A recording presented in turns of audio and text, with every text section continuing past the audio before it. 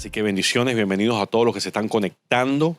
Les invito a que compartan esta transmisión, a que compartan el link en Facebook, por WhatsApp con sus amistades, con todos sus seres queridos para que sean bendecidos con este mensaje. La verdad es que semana a semana, todos los meses, siempre nos encontramos personas que de una forma u otra han llegado a la iglesia a través de las redes sociales y que ya son parte de la familia, que están en las células, que están sirviendo, que hemos podido casar incluso, y que llegaron por un mensaje que vieron en las redes sociales, porque alguien les compartió algo. Así que les invito a todos siempre a estar compartiendo los mensajes, a estar compartiendo los links, a seguirnos en YouTube, en Instagram, en Facebook, para que ustedes y muchas más personas puedan ser bendecidos. Una hermosa tarde, ¿verdad? Es hermoso ver lo que el atardecer de verano. Es imposible. Uno de los hombres decía la vez pasada en el grupo de los hombres, porque estábamos compartiendo ahí como una tarea, un reto, donde se le invitaba a todos los hombres que compartieran una foto de dónde pasan ese momento de intimidad con el Señor, cuál es su lugar de intimidad, cuál es su closet de oración, en dónde pasan ese tiempo donde se encuentran con el Padre. Y uno de los compañeros, uno de los hermanos decía que estaba en el campo, que estaba en la naturaleza, y él preguntaba que si era solamente él que se sentía que cuando estaba en el campo, cuando estaba cerca de la naturaleza, que se sentía como más conectado a Dios. Y la respuesta fue: no, hermano, eso no es solamente tú, es que es imposible poder estar donde quiera que tú estés, donde puedas sentir la brisa en el rostro, donde puedas sentir el sol brillar, donde puedas ver la maravilla, la hermosura, la creación en la vegetación, los animales y todo, y que eso no te lleve a apuntar tu mirada al Señor. La creación apunta a la majestuosidad de su creador. El diseño nos indica que hay un diseñador inteligente detrás de este diseño. Así que, pero bueno, Dios es bueno, es maravilloso. Le damos gracias al Señor por este día. Así que vamos a comenzar, vamos a orar, vamos a darle gracias a Dios por este día. Padre, te damos gracias, Señor. Te damos gracias porque este es el día que tú has creado, Señor, para que nos gocemos en tu presencia. Te damos gracias, Señor, porque sabemos que donde quiera que estemos, tu palabra, Señor, no tiene límite de distancia. Tu Espíritu Santo se hace manifiesto, se hace sentir ahí donde nos encontramos, Señor. Señor, te damos gracias porque en este momento nuestras peticiones se encuentran con tu capacidad, Señor, con tu poder de poder cumplir, de poder saciar, de poder cumplir todas las expectativas y peticiones conforme a tu voluntad, Padre. Gracias, Señor, porque le servimos a un Dios que para Él nada es imposible. Le servimos a un Dios que es un Dios que es un Dios de poder, que es un Dios que no solamente puede, sino que quiere. Gracias, papá. Te pedimos que en esta tarde, Señor, prepare nuestros espíritus y nuestros corazones para lo que tú tienes para nosotros en esta tarde, que recibamos esta palabra y quede marcada en lo más profundo de nosotros, Señor. Que no haya ninguna distracción, que no haya ningún espíritu que se pueda llevar lo que tú estás depositando en nosotros en esta tarde, Señor. Que esa palabra cumpla el propósito por el cual fue enviada. Que en todo lo que hagamos en esta tarde, Señor, tu nombre sea exaltado y glorificado. Ayúdanos, Señor, a ser esos hombres y mujeres que tú nos has llamado a ser. Trae libertad a los cautivos. Trae sanidad a los enfermos. Trae restauración, Señor, a aquellos que necesitan ser restaurados, Señor. Te pedimos, Padre, en el nombre de Jesús, que tu Santo Espíritu se mueva con poder, con soberanía, y que haga, Señor, como te plazca, como solamente tú puedes y sabes hacer. En el nombre de Jesús te entregamos nuestras vidas, nos rendimos a ti y te dejamos, Señor, que hagas como te plazca, porque tú eres nuestro Rey y eres nuestro Señor. En el nombre de Jesús. Amén y amén. Bueno, el día de hoy tenemos una palabra que el Señor nos ha dado para compartir, que tiene un título bastante poco usual, ¿verdad? Lo que han estado viendo, lo que han visto cómo se llama el mensaje de hoy, han visto un título que llama un poco la atención, porque uno dice como que vino y mirra, como que ¿eso qué es? ¿Cómo así? Y a lo largo del tiempo, a lo largo de nuestro caminar como cristianos, llegan momentos donde nos sentimos decepcionados, nos sentimos desesperados, nos sentimos que nuestra esperanza se nos está yendo, sentimos decaídos y nuestro consuelo como creyentes siempre debe ser, siempre ha sido lo que dice la palabra de Dios. Y la palabra dice que nuestro Señor no es ajeno a nuestros sufrimientos, de que Él conoce de primera mano las situaciones y las circunstancias por las que nosotros estamos pasando. Y muchas veces leemos esto una y otra vez y no nos hace ese clic, no nos, como decimos en Panamá, no nos cae el cuara, no comprendemos la totalidad de lo que quiere esto decir, unos más pronto que otros. Y para mí, cuando leí esto que voy a compartir con ustedes, esta idea cobró un sentimiento o cobró una nueva dimensión dentro del conocimiento que uno tiene del Señor. Porque hay cosas que uno escucha y que uno repite, que uno lo dice una y otra vez y uno lo entiende. Pero a veces no entendemos la profundidad de lo que realmente quiere decir lo que estamos haciendo o hasta dónde llega lo que estamos diciendo. ¿Y por qué se llama el título de esta prédica? ¿Por qué se llama Vino y Mirra? Porque leyendo este versículo, leyendo esto que habla del vino y que habla de la mirra, fue que yo pude entender aún con más claridad lo que Cristo hizo por nosotros. Vamos a abrir nuestras Biblias al libro de Mateo, capítulo 27. Y vamos a leer el 32, el versículo 32 al versículo 34. Y esto es el Señor Jesús cuando está siendo llevado a ser crucificado. Dice la palabra, al salir encontraron a un hombre de Cirene que se llamaba Simón de Cirene, y lo obligaron a llevar la cruz. Llegaron a un lugar llamado Gólgota, que significa lugar de la calavera, y allí le dieron a Jesús vino mezclado con hiel, pero después de probarlo, se negó a beberlo. El vino con hiel, en otras traducciones, como por ejemplo, o en otros evangelios, en Marcos 15, 23 y 24, dice, le ofrecieron vino mezclado con mirra, pero no lo tomó. Y lo crucificaron, repartieron su ropa, echando suertes para ver qué le tocaría a cada uno. Pareciera que fuera contradictorio, porque en un lugar dice que le dieron hiel y en otro evangelio aparece que le dieron mirra. La hiel denota cualquier cosa amarga, así como el ajenjo, adormidera, etcétera, cualquier sustancia que fuese amarga que se utilizase en los tiempos bíblicos. Cuando se utiliza esta palabra, no solamente se utiliza para indicar algo que de sabor es amargo, sino que también se utiliza para referirse a la amargura de espíritu. Por ejemplo, en Hechos 8:23 hace referencia y utiliza esta misma palabra de amargura que utiliza el texto original. Hechos 8:23 dice, veo que vas camino a la amargura y a la esclavitud del pecado. O sea que la palabra hiel, la palabra original, se utiliza no solamente para designar o definir cosas que son de sabor amargo, sino para hablar de cosas de amargura, también de espíritu. Por otro lado, vemos también que habla de mirra. Y la mirra es una especie de caucho aromático que crece en Arabia y en el área de Abisinia y de la India. Y es utilizado, era utilizado en ese entonces para endulzar el aroma y el sabor de las diversas comidas. Pero también era utilizado para envolver los cuerpos en lienzo. En los tiempos de antes se hacía una mezcla de vino con mirra o de vinagre con mirra que se utilizaba para anestesiar el dolor.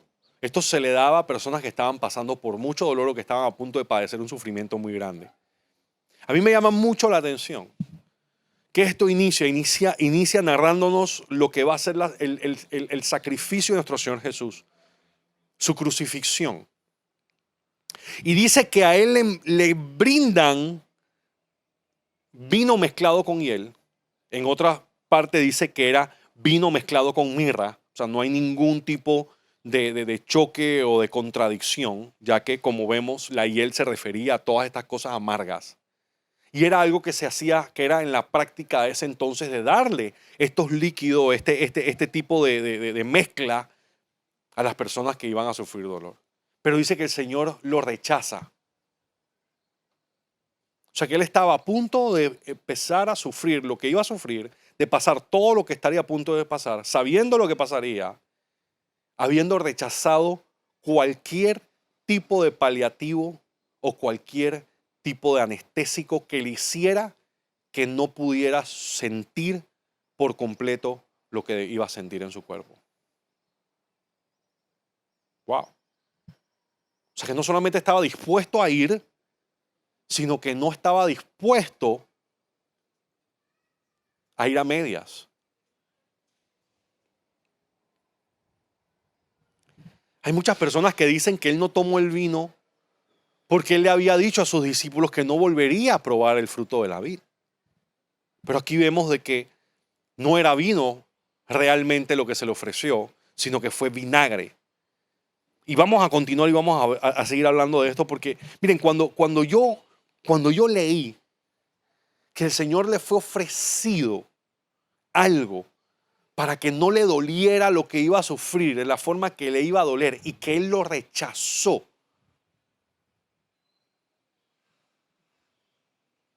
Uno dice, es que Dios no entiende lo que yo estoy pasando.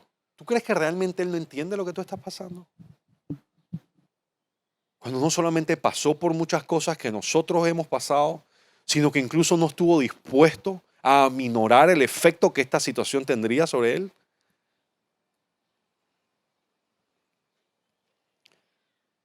Más adelante, cuando está en la cruz, en Mateo 27:48, dice, al instante uno de ellos corrió en busca de una esponja, la empapó en vinagre, la puso en una caña y se la ofreció a Jesús para que bebiera. Vinagre.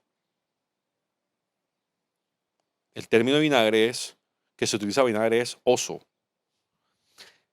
En Marcos 15:36 dice, el hombre corrió, empapó una esponja en vinagre, la puso en una caña, se la ofreció al Señor Jesús para que bebiera. Déjenlo a ver si Elías viene a bajarlo, dijo. Y entonces, antes de morir, pero si ven, en ninguna de estas partes dice que Jesús bebió. Solamente en Juan 19:30 dice, al probar Jesús el vinagre dijo, todo se ha cumplido. Luego inclinó la cabeza y entregó el Espíritu. Y uno diría, bueno, pero es que después sí bebió. Pero bebió vinagre. ¿Fue realmente vinagre lo que bebió el Señor? Cuando empecé a leer sobre esto, encontré sobre una bebida que se llamaba posca. Y que era una bebida elaborada con agua y vino picado o vinagre. Recordemos que el vinagre no es más nada que vino dañado. Normalmente el vino consumido era lo que el pueblo en Roma consumía. Agua mezclada con vino picado, avinagrado. Porque los ciudadanos normalmente no podían permitirse uno de mayor calidad. Y sobre todo porque esa era una de las formas en la que podían beber agua. El agua en esos tiempos no era segura para beber. Y una de las formas de poder hacerla un poco segura para beberla era echándole una mezcla de vinagre o de vino avinagrado al agua. El sabor no era agradable, pero ya no había riesgo de que se dañara, no había por peligro que se dañara el vino, porque ya estaba dañado, ya no se podía dañar más. Era la forma más segura de beber agua, como les dije. Incluso los egipcios utilizaban el vino como antiséptico y los persas como germicida. Así que como Jesucristo estaba custodiado en la cruz por soldados romanos, es más fácil que nos imaginemos o poder situar en esta escena un recipiente lleno de posca de agua con vino avinagrado que realmente un recipiente lleno de vinagre por completo. Pero ahí vemos que el Señor sí bebió, pero bebió una mezcla que no tenía la mirra o la hiel que vimos que se le había agregado en la mezcla al principio. O sea que el Señor bebió por sed, a punto de entregar su alma, y no tomó ningún tipo de anestésico para que le quitara o le aliviara el dolor que estaba padeciendo. Es increíble que Cristo conoció nuestros padecimientos, los conoce, y aún habiendo podido hacer algo al respecto para evitarlo, no lo hizo. Y yo le voy a decir algo, la verdad es que el cristiano promedio es alérgico a este tipo de mensaje. No estamos acostumbrados a un evangelio en que tenemos que sufrir o en que tenemos que ser, tú sabes, insultados. Pero es bien curioso porque no estamos preparados para salir allá afuera y que la gente nos confronte, nos humille, nos golpee y nos diga, pero es lo que hacemos nosotros entre nosotros mismos como cuerpo de Cristo. Por ejemplo, ayer estaba leyendo un correo, un newsletter que me llegó de un ministerio donde están escandalizados porque ellos decidieron apoyar a una niña, creo que de 13 años, que en los Estados Unidos fue obligada a que se removiera su máscara en una escuela porque usaba una máscara que dice Jesús me ama. Y lo obligaron a removerse la máscara diciendo que tiene mensajes religiosos que son hate speech o discurso de odio en contra de otras religiones. Y ahora mismo hay un tema legal, una batalla legal grandísima de la familia de esta niña y de todos los grupos de cristianos y conservadores y todo, algunos obviamente, en contra de esta junta escolar que ha ido en contra de los derechos de una niña. Donde si yo les aseguro a ustedes que si esa máscara dijera en árabe, Alá me ama o el Islam es amor, jamás le hubieran dicho a la niña que tenía que quitarse la máscara. Pero le están diciendo porque la máscara dice Jesús me ama. Y lo que a mí me llama más la atención de este correo no era eso, porque eso es algo que tenemos que entender, que en el mundo ya vamos a vivir persecución. Ya estamos a la vuelta de la esquina, o estamos entrando, mejor dicho, a esa calle. Lo que más me llamaba la atención era que a la página esta cristiana le habían mandado un sinnúmero de correos de odio. Dice que jamás habían recibido tanto correo de odio de cristianos mismos, diciendo que por qué ellos estaban defendiendo una causa de una niña cuando la niña tenía escrito Jesús me ama en una máscara que nosotros no vemos. Y mire, yo le voy a decir algo, yo soy la primera persona que va en contra de las máscaras y de la pandemia y de todo el espíritu de miedo y de cobardía que nos están tirando. Y ya van a decir, ay, que el pastor no cree en la ciencia. La ciencia es clara y yo la creo. Y la ciencia dice que tú te pones una máscara cuando tú estás enfermo para que no contagies a los demás.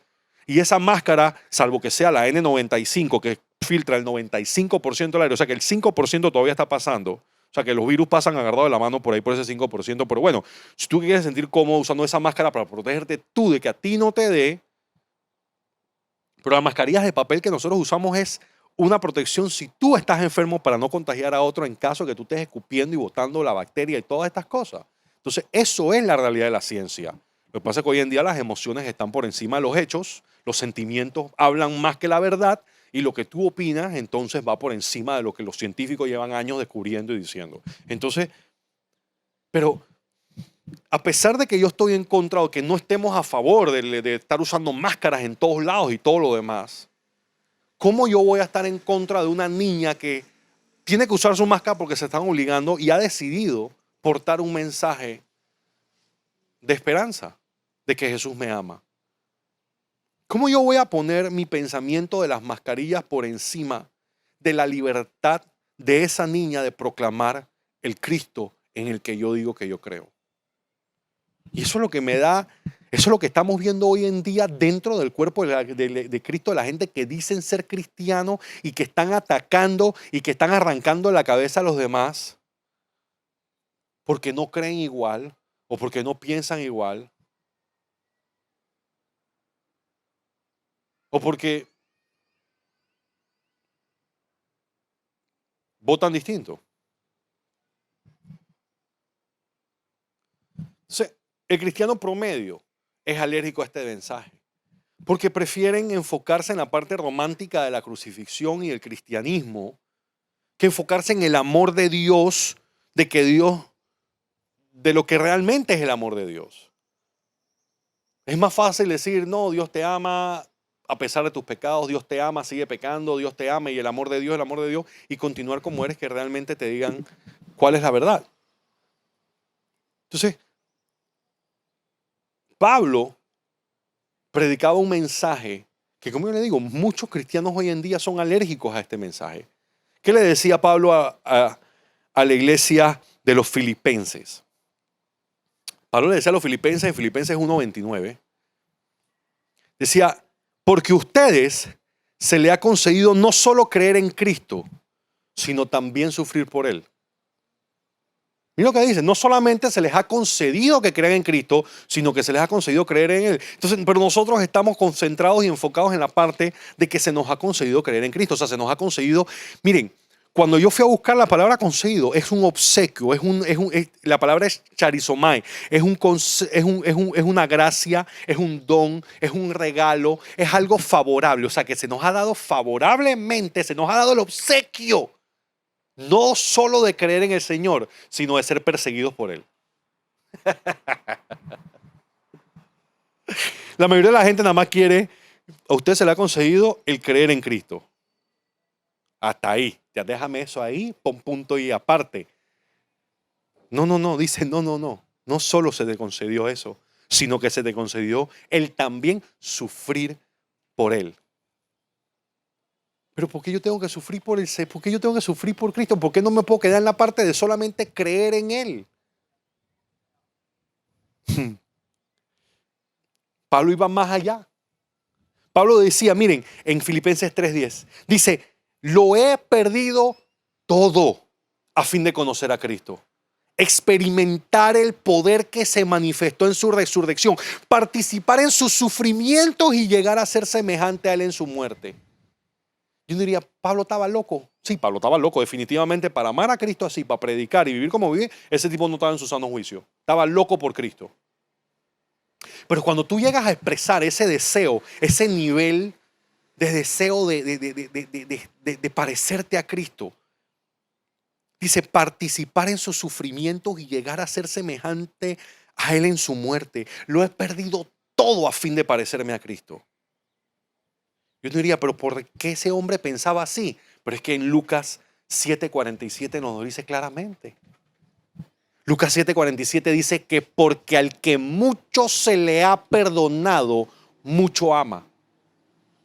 Cuando Pablo se daba cuenta de toda la porquería y todo lo que él había hecho, que Dios le había perdonado, tú dirías, pero ¿cómo Pablo iba a hacer porquería si Pablo era un religioso? Pablo era fariseo, era enseñado por Gamaliel, uno de los más grandes maestros en esa época, mentores. Discipulaba a Pablo. Pablo era conocido en todas las sinagogas. No había un tipo, yo creo, que se conociera la palabra mejor. Y tú pudieras decir, ¿cómo era posible que ese tipo, qué porquería, qué mal pudiera hacer Pablo? Pablo asesinaba a cristianos. Pablo perseguía a los discípulos de Cristo para asesinarlos, papederos. Él estaba ahí, él le estaba agarrando la ropa a los que estaban matando a Felipe. Fue el que ven acá, dame acá para que no se manche de sangre. Ven, yo te agarro la túnica, dale. En la frente, ajá, dale una buena pedrada. Sí, más a la izquierda. Él estaba ahí. Hasta que te encuentras con Cristo, te tumbas del caballo. Cuando ibas directo a matar a otros cristianos. Y en ese momento, ese Dios todopoderoso que ha podido hacer así que un rayo te caiga, que te fulmine y que te vayas para el infierno, que te lo mereces y te lo ganaste con el VIP. Porque ese no iba al infierno allá en turista, ese man iba en clase ejecutiva. Se mantenía en la paila VIP número 1 puesto con Judas Iscariote, con batido de lava. Ahí estaba Judas Iscariote, ahí estaba Adolfo Hitler, ahí estaban, él estaba ahí en el VIP. Y que el Señor lo haya rescatado y le haya dicho, ahora tú vas a predicar mi palabra. Ahora tú le vas a hablar a los otros de quién yo soy, de quién es el Señor. ¿Tú te imaginas ese tipo haberse visto en el infierno prácticamente y ahora verse en la gracia de que el Dios verdadero lo perdonó? Y que ese Dios que debió haber mostrado su ira en su contra por haber asesinado a sus hijos, le está mostrando la gracia y el amor de darle la vida de nuevo para que él pueda compartir con otros esa misma gracia, ese regalo que Dios le dio de permitirle que viviera, porque él merecía morir en ese momento. Ahí es donde tú te das cuenta que el que mucho se le perdona, mucho ama. Cuando tú eres agradecido, cuando ahí donde tú ves la gente que hace esas cosas por el Señor y tú dices, chuleta, por ese man, esa persona sí ama a Dios, es que tú no sabes de dónde Dios lo sacó. Él sabe de dónde Dios lo sacó, él sabe lo que tiene que agradecerle al Señor. Y nosotros estamos aquí todavía de que chuleta, esa gente sí se coge el cristianismo en serio. Hello, ¿y tú? Si tú deberías estar en el infierno también. Tal vez en la paila 1 no, pero en la paila 2 sí. Pero muchos no nos damos cuenta de dónde el Señor nos ha sacado y lo que nos ha perdonado. Es más, todavía decimos de que Dios no nos entiende y no nos comprende. Señor, no me comprende, yo oro y no me escucha. Yo le pido y mira en dónde estoy metido y ahora que me metí con el Señor, todo es más difícil. Estoy aquí sufriendo, pasándola duro. El Señor no entiende, no me escucha. Yo oro y Él no me escucha. ¿Qué me va a escuchar? ¿Qué me va a entender? ¿Qué va a saber si Él está ya sentado en el cielo tranquilo y yo estoy aquí pasándola? Hay gente que piensa así. Si Dios me quiere tanto, ¿por qué no baja? ¿Por qué no me ayuda? Y a lo largo de la palabra está llena de referencias de cómo el Señor no es ajeno a nuestro sufrimiento. Y no es ajeno, no porque Él todo lo sabe. Él no es ajeno a nuestro sufrimiento porque Él lo pasó en carne propia. Él vino y se hizo hombre para experimentar lo que tú y yo tal vez hayamos pasado, estamos pasando en este momento, para saber de primera mano lo que nosotros estamos sintiendo. En el Antiguo Testamento, mira, en el Antiguo Testamento se profetizó lo que él tenía que sufrir. ¿Tú te imaginas a Jesús llegando a la sinagoga a enseñar? Como dice la palabra, que llegara a la sinagoga a enseñar. ¿Y de qué enseñaba? Que tendría después que explicarle a todos donde él estaba leyendo cuál sería su futuro. En Isaías 53:3 dice, despreciado y rechazado por los hombres, varón de dolores, hecho para el sufrimiento. Todos evitaban mirarlo, fue despreciado y no lo estimamos. Él tenía que leer eso mismo que sería su propia vida, sería su futuro. Dice, continúa diciendo en Isaías 53:4, ciertamente Él cargó como nuestras enfermedades y soportó nuestros dolores, pero nosotros lo consideramos herido, golpeado por Dios y humillado. Entonces, pero todavía hay más. ¿Sí? Cuando uno se imagina eso, el Señor enseñando en las sinagogas el libro de Isaías, que será golpeado, que será humillado, que será esto, que será lo otro, que será torturado. Y él estaba leyendo exactamente lo que le iba a pasar a él en su vida. O sea, no solamente saber que vas a morir, sino saber cómo vas a morir.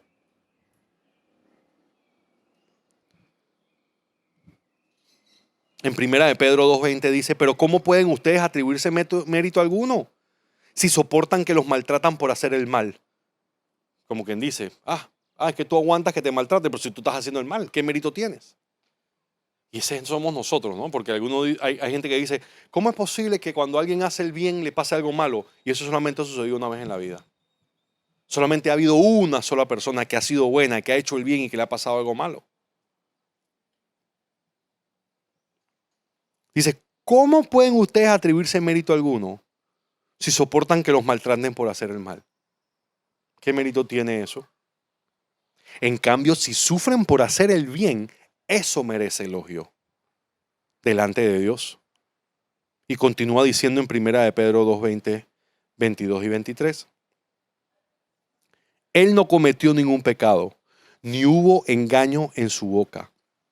Cuando proferían insultos contra él, no replicaba con insultos. Cuando padecía, no amenazaba, sino que se entregaba a aquel que se juzga con justicia. Entonces, mira, a mí me llama mucho la atención ese versículo, 1 de Pedro 2:20, porque primero empieza diciendo que cómo te vas a atribuir tú, cómo vas a pedir crédito de que porque te está yendo mal si estás haciendo las cosas mal. Ay, pastores, es que esto, y así llega la gente a la iglesia. Es que yo he tenido una vida muy difícil, he sufrido mucho, he pasado por muchas cosas. Es que mi matrimonio, no sé qué cosa, mi mujer, no sé cuánto. Claro, pero tú le pagas a tu esposa. No, es que mi trabajo me botaron, claro, porque llevas borracho todos los días. Pero es que no sé qué, que esto, no sé cuánto, que me metieron preso, rompiste la ley. No, que hice no sé qué. Entonces, tú sabes, te echan toda la película y uno dice, pobrecito, pero mira lo que dice. ¿Qué mérito alguno tiene si soportas que te maltrate o te hagan el mal?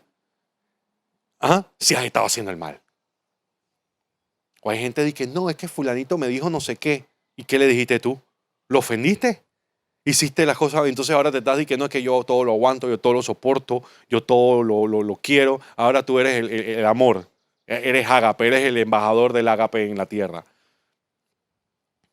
Miren, porque continúa diciendo, Él, hablando de nuestro Señor Jesús, no cometió ningún pecado, ni hubo engaño en su boca. Cuando proferían insultos contra Él, no replicaba con insultos. Imagínate. En ese momento en el que uno diría, bueno, pastor, porque bueno, a veces uno se encuentra, por ejemplo, el video de la hermana que la estaban insultando los vecinos porque le llamaron a la corregiduría, porque estaba poniendo la alabanza a las 4 de la mañana y no dejaba a nadie dormir. Y tú la ves, ¿no? Ahí diciendo de la A a la Z como Alex Zurdo. Y tú dices, Dios mío, esta mujer tiene lepra en la boca. Dice el pastor, porque usted tiene que entender, es que los vecinos, los filisteos, los no sé quién, le insultaron, le dijeron. Ahí está el ejemplo que el hombre nos puso. Ahí está el ejemplo que Jesús nos puso. Dice, Él no cometió ningún pecado. No hubo engaño en su boca. Y continúa diciendo, y cuando proferían insultos contra Él, no replicaba con insultos. Cuando padecía, no amenazaba, sino que se entregaba a aquel que juzga con justicia. Ese es el modelo que nos dejaron a nosotros. En 2 Corintios 1, 5 y 6 dice, pues así como participamos abundantemente en los sufrimientos de Cristo, así también por medio de Él tenemos abundante consuelo. Si sufrimos es para que ustedes tengan consuelo y salvación. Y si somos consolados es para que ustedes tengan el consuelo que los ayude a soportar con paciencia los mismos sufrimientos que nosotros padecemos. Esa es la explicación. Esa es la razón, ese es el por qué nosotros pasamos por las cosas que pasamos. Ahí está. Pastor, ¿pero por qué? Dios mío, ¿por qué? Ahí está, por 2 Corintios 1, 5 al 6. Así como participamos abundantemente en los sufrimientos de Cristo, así también por medio de Él tenemos abundante consuelo. Ese es nuestro consuelo, el Señor. Buscar el rostro de Dios, buscar su palabra, en oración, en súplica. Y continúa diciendo, si sufrimos, o sea, la razón por la que nosotros sufrimos, el por qué, es para que ustedes tengan consuelo y salvación.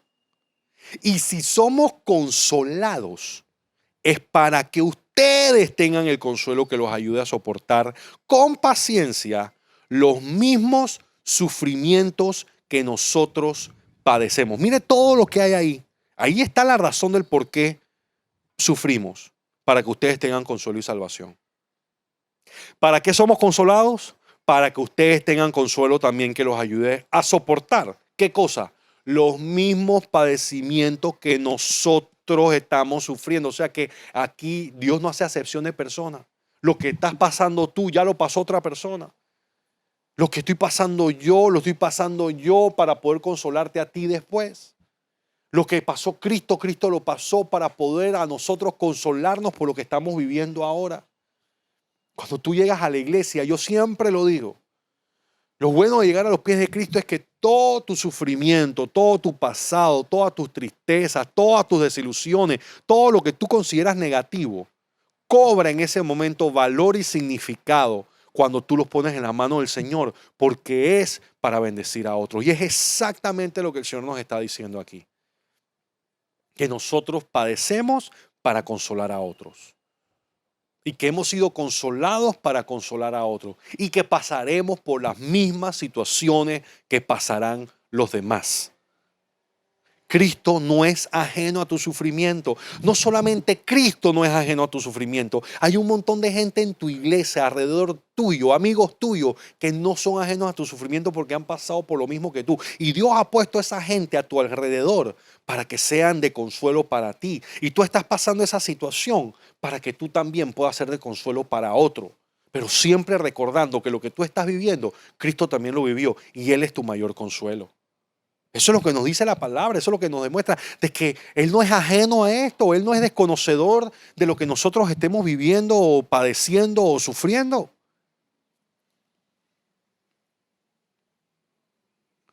En 1 de Pedro 3:18 nos dice el por qué Él pasó todo esto. Dice, porque Cristo murió por los pecados una vez por todas, el justo por los injustos, a fin de llevarlos a ustedes a Dios. Dice que Él sufrió la muerte en su cuerpo, pero el Espíritu hizo que volviera a la vida. Justos por injustos. Jesús experimentó un montón de cosas que tú y yo a veces pensamos que nada más tú y yo sabemos. Que tú y nada más y yo hemos vivido. Ah, pero es que Él era el Hijo de Dios. Él nunca experimentó el rechazo. Ah, claro, ¿no? Tú no te has leído Juan 6:6:6. Es Juan 6:6:6. Juan 6:66. Los 3:6. ¿Qué dice Juan 6:66? Dice, desde entonces muchos de sus discípulos le volvieron la espalda y ya no andaban con Él. Lo rechazaron. Jesús experimentó rechazo. ¿Tú crees que es que la gente me rechaza, la gente no me voltea a ver, yo le dije que eran unos pecadores y que Cristo venía pronto y ahora nadie me habla y no sé qué? Es que Dios no me entiende. Pastor, es que esto es muy difícil. Es que la gente me rechaza. No, claro, Jesús nunca lo rechazaron. Lee Juan 6:66. ¿Y por qué lo rechazó? Porque les predicó un mensaje que a ellos no les gustaba. Ah, es que Él era el hijo de hombre, de Dios, perdón. Así que Él nunca sufrió de cansancio. ¿Todo bien en casa? Si es que yo veo aquí, usted sabe, ¿no? Entonces, cansancio, jamás experimentó cansancio. Juan 4:6. Ahí estaba él en el pozo de Jacob. Jesús, fatigado del camino, se sentó junto al pozo y era cerca del mediodía. El Señor estaba cansado de caminar. Y tiene que estar cansado un montón de nosotros también, Dios mío. Chuleta, de mí tiene que estar harto. Gracias, Señor, por tu misericordia. Estaba cansado. Señor, ¿ha experimentado cansado? Sí. Ay, es que estoy cansado. Es que Dios no sabe. No, claro, Jesús no sabe. Él no sabe lo que es cansancio. Ahí está la palabra. Angustia. Ay, Señor, es que tengo una angustia, pastor. Usted no sabe lo que yo siento. Ore. Ay, que yo oro y yo siento que el Señor no me escucha, que no sé qué. Es que el Señor no entiende. Ah, Él no entiende lo que es angustia. Claro, ¿no? Yo me imagino que en Mateo 26:37 al 38, donde dice, se llevó a Pedro y a los dos hijos de Zebedeo y comenzó a sentirse triste y angustiado. Se refería a otra cosa seguramente. Dice, es tal la angustia que me invade que me siento morir, les dijo. ¿Tú te imaginas el Señor diciéndole que se sentía morir de la angustia que tenía? Estaba a punto que lo asesinaran. Y nosotros todavía queremos vivir la vida como nos da la gana. Mira, cuando tú lees esto y tú ves el sufrimiento de un hombre, el padecimiento, ahí tú ves la humanidad del Señor, el Hijo de Dios verdadero, el que estuvo ahí en la creación de los cielos y la tierra diciendo, es tanta la angustia que tengo que me siento morir. Quiero morirme de lo angustiado que estoy. Humillación. Es que yo no sé si yo estoy listo para esto, pastor. Yo no soy muy dado a que me guste estar pasando pena. Ah, bueno, está bien. Marcos 15:19 al 20. Dice, lo golpeaban en la cabeza con una caña y le escupían, doblando la rodilla. Le rendían homenaje. Después de burlarse de él, le quitaron el manto y le pusieron su propia ropa. Por fin lo sacaron para crucificarlo. O sea, primero lo humillaron, lo escarnecieron, lo insultaron, lo escupían y después lo crucificaron. El Señor fue humillado. Él conoce lo que es la humillación aún mejor que tú. Él sabe lo que es cuando personas, tus enemigos, personas que eres acusado, así sea inocentemente. Imagínate si él conocerá o no lo que es una persona inocente siendo insultada y siendo humillada. Soledad. Pastor, me siento solo. A veces nos sentimos como que oramos y como que el Señor no nos escucha. A veces nos sentimos desesperados, pensamos que el Señor nos ha abandonado, como que no está ahí, no nos está oyendo. Y uno dice, bueno, pero es que el Señor Jesús, Él era el Hijo de Dios. Hablaba con el Señor en todo el momento, con el Padre. Él nunca sintió eso. Mateo 27:46 dice, como a las 3 de la tarde, Jesús gritó con fuerza mientras estaba en la cruz. Dijo, Eli, Eli, lama sabactani, que significa, Dios mío, ¿por qué me has desamparado? Él también sintió la soledad y se sintió desamparado. Y uno diría, pero ¿cómo es posible que Dios lo haya desamparado? Dios, su Padre. Y lo que sucedió en ese momento es algo que tiene una explicación tan clara. Y es que en el momento en el que Cristo se convierte en pecado, se tira todo el pecado encima, los tuyos y los míos, voluntariamente. Sabiendo que tenía que pasar todo lo que tenía que pasar. Y aún así Él tomó tus pecados y se los puso y se los hizo para Él. En ese momento, la santidad del Padre es tal que es una ruptura. En ese momento, por primera vez, Jesús se sintió totalmente desconectado de la presencia del Padre, la que siempre había disfrutado. Porque en ese momento, habiendo tomado en Él todos los pecados de la humanidad, era imposible que siendo Él lleno de pecado pudiese estar ante la presencia santa del Padre. No es que el Padre quería abandonar a su Hijo. No es que el Padre no hubiese querido estar en ese momento con su Hijo. Era que su naturaleza no se lo permitía. Lo mismo que hablábamos la semana pasada sobre el infierno. La gente dice, es que Dios, siendo un Dios tan bueno, ¿por qué manda a la gente al infierno? Él no manda a nadie al infierno. Es su naturaleza que no le permite que cuando tú mueras puedas estar en Él. Y no hay otro lugar donde ir que no sea su presencia, más que fuera de su presencia, que es el infierno. Es su naturaleza que no le permite ir en contra de lo que Él mismo ha establecido y ha hecho. Y en ese momento el propio Señor Jesús, que vino a morir por cada uno de nosotros, se sintió desconectado, se sintió abandonado, se sintió desamparado. Padre, ¿por qué me has abandonado? ¿Por qué me has desamparado en este momento? Y uno piensa que el Señor es ajeno a lo que yo pienso, a lo que yo sufro, a lo que yo vivo. Y esto es para que nosotros tengamos el ánimo, para que nosotros entendamos que cuando nosotros levantamos oraciones al Señor, tenemos un Padre que nos escucha y que está anuente y que conoce de primera mano lo que nosotros estamos viviendo. Conoce nuestros corazones, conoce nuestros anhelos. Su voluntad es buena, es agradable y es perfecta. La razón del por qué hizo todo esto está en el libro de Hechos, capítulo 4, versículo 15 y 16. Y dice, porque no tenemos un sumo sacerdote incapaz de compadecerse de nuestras debilidades, sino uno que ha sido tentado en todo de la misma manera que nosotros, aunque sin pecado. Así que acerquémonos confiadamente al trono de gracia para recibir misericordia y hallar la gracia que nos ayude en el momento que más la necesitamos. Es la razón. La razón, no tenemos un sumo sacerdote incapaz de compadecerse de nuestras debilidades, sino uno que ha sido tentado en todo de la misma manera que nosotros. Esa fue la razón. Amor. El amor por nosotros es tal que cuando nosotros levantamos nuestras oraciones hacia Él, nuestras peticiones, Él no solamente quiere cumplirlas, Él no solamente quiere escucharnos, sino que Él experimentó de primera mano lo que nosotros estamos viviendo para poder tener poder compadecerse, para poder ser empático con nosotros, para poder saber, tener el conocimiento verdadero de lo que nosotros estamos viviendo.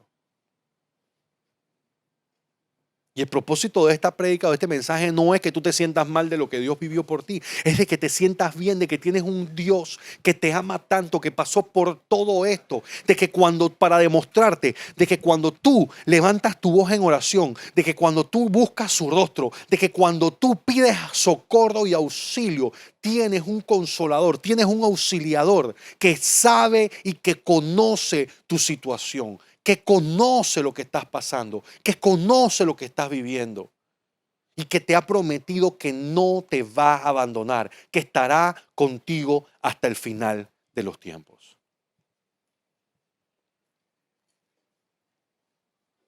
Gracias, Señor. Todo lo hizo por amor.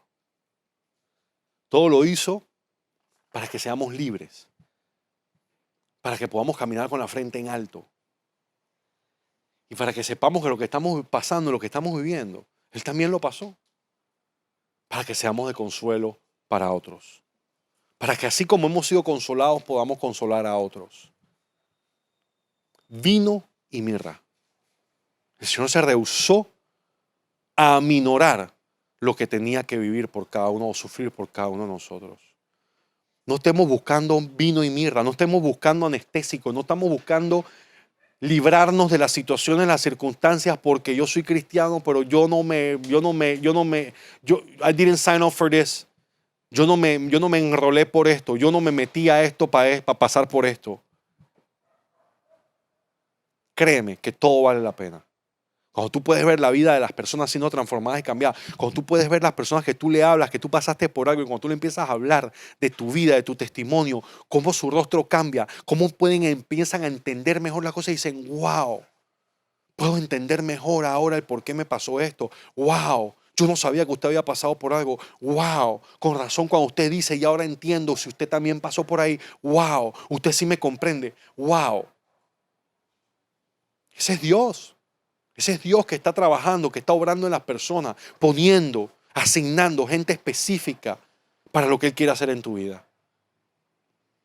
Así que de ahora en adelante no pienses que cuando levantas tu mano, levantas tu voz, Dios no te está escuchando o no entiende o no conoce lo que tú estás pasando.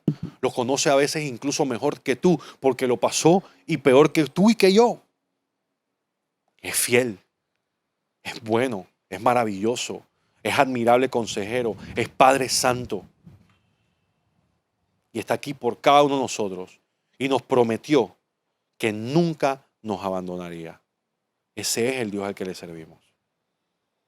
Amén. Yo quiero orar por ti. Yo quiero orar por ti porque estés pasando por la situación que estás pasando. Que tengas la paz en tu corazón, la tranquilidad, que tienes un Dios que te está consolando y que te consuela por lo que ya pasó. Pero de que lo que estás viviendo no es permanente. No hay tormenta que dure para siempre. No hay situación mala que nunca se agote y nunca se acabe.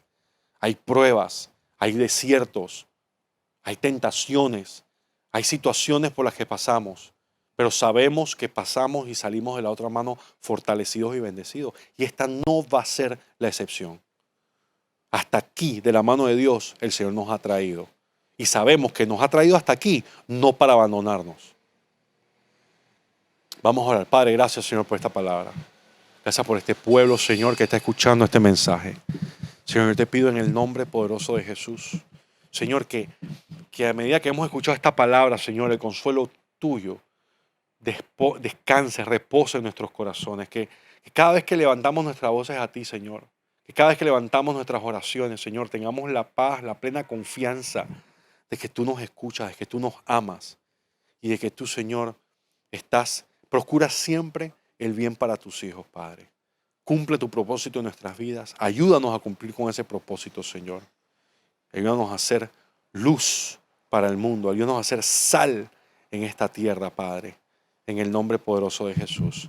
Amén y amén. Y si tú has estado escuchando este mensaje y nunca has invitado a Jesús a tu vida, nunca has reconocido a Jesús como tu Señor y Salvador, nunca le has entregado tu vida a Dios, pues quiero decirte que yo no creo en las coincidencias. Yo creo que este mensaje, yo creo que este día ha sido diseñado y preparado por el mismo Dios en persona para que tú escuches este mensaje y para que le entregues tu vida a Él. Así que ahí donde te encuentras, te quiero invitar a que repitas conmigo esta oración para que el Señor Jesús de ahora en adelante sea el que dirige tu vida. Amén. Repite conmigo: Señor Jesús, yo reconozco que he pecado. Y en este momento te pido perdón. Te pido que entres a mi vida, que me transformes, que me laves, que me perdones, que me sanes y me restaures. En el nombre de Jesús, de ahora en adelante viviré para ti. De ahora en adelante soy tu hijo. Soy salvo. Amén y amén. Si tú hiciste esta oración, bienvenido a la familia de Cristo. Tú me dices: pastor, ¿y ahora qué? La palabra dice que en el cielo, cuando un pecador se arrepiente, en el cielo hay fiesta. Así que estamos muy gozosos de que hayas tomado esta decisión. Y tú me dices, bueno, pastor, pero ya yo oré, ahora no sé qué hacer. Bueno, es sencillo, son 4 cosas muy sencillas. Uno, orar.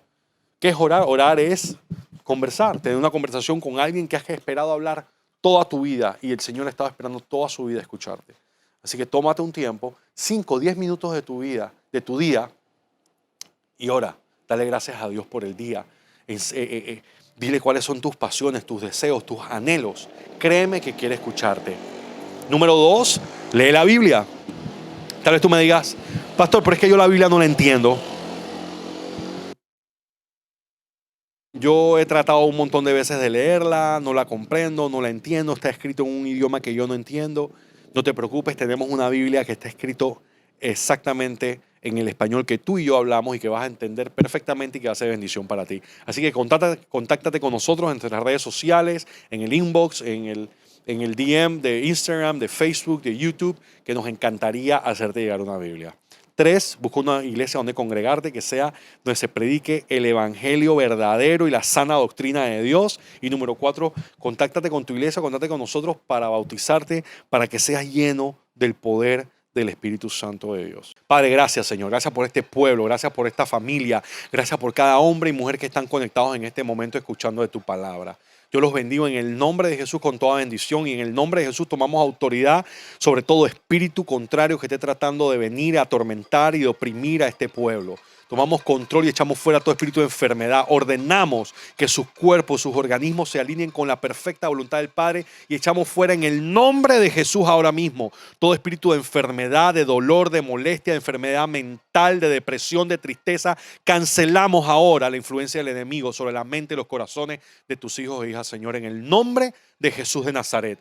Bendecimos a este pueblo, los declaramos en victoria, Señor, y te pido en el nombre de Jesús que apuestes ángeles guardianes con espada de fuego desenvainadas alrededor de cada uno de ellos, de sus negocios, de sus hogares y de sus familias. Que esta semana, Señor, vean tu mano moverse con poder en todo lo que hagan y que toda persona que se acerque a ellos reciba una palabra que venga directamente de ti. En el nombre de Jesús, y el pueblo de Dios dice amén y amén. Que el Señor les bendiga, que tengan una excelente semana y ya saben, nos vemos pronto, nos vemos en persona. Bendiciones a todos.